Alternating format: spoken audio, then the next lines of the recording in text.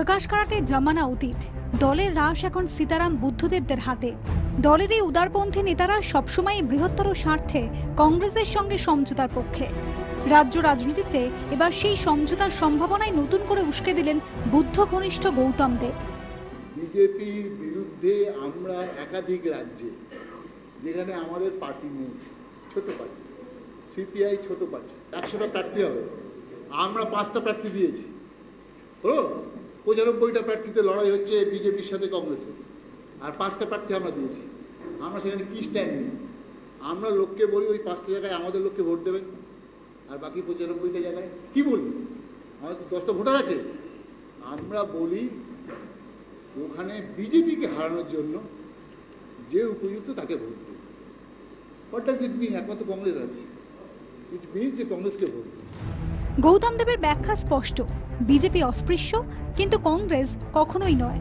কোনো ডিফারেন্স থাকবে না? বিজেপির সাথে আমরা এক হয়ে যাবো, বিজেপির সাথে হাত বানাবো তৃণমূলকে ফেলার জন্য? এটা হয় নাকি? বাট কংগ্রেসের সব গভর্নমেন্টকে আমরা সাপোর্ট করেছি। We are supported the Congress government for a long time.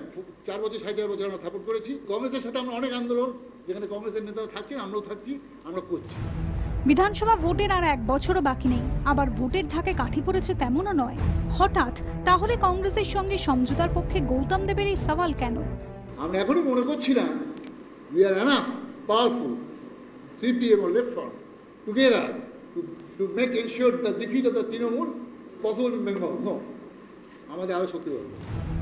একা তৃণমূলকে হটানো সম্ভব নয়, তাই এ রাজ্যে কংগ্রেসের সঙ্গে সমঝোতাতেই কিস্তি মাতের সম্ভাবনা। গৌতম দেবের ইঙ্গিত স্পষ্ট, গৌতমের হাতিয়ার লালু নীতিশের বিহার মডেল। বিহারে লালু প্রসাদ, নীতিশ কুমার, মুলায়ম সিং এবং ওই আমাদের দেবেগৌড়ার পার্টি সব এক হয়ে গেছে। ওরা সব করে এক হওয়া মানে মোদির পরাজয় দীর্ঘাত। সেই জন্য সেইটা বুঝে আমরা অ্যালায়েন্সটাকে করবো।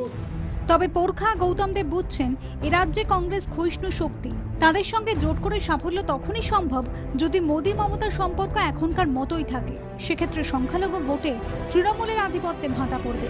সুদিন দেখবে বাম কংগ্রেস জোট।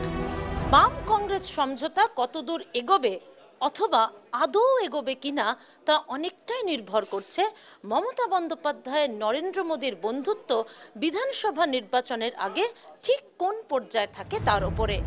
শোভা মিত্র মুখার্জি ও দীপঙ্কর দাসের রিপোর্ট, 24 ঘন্টা।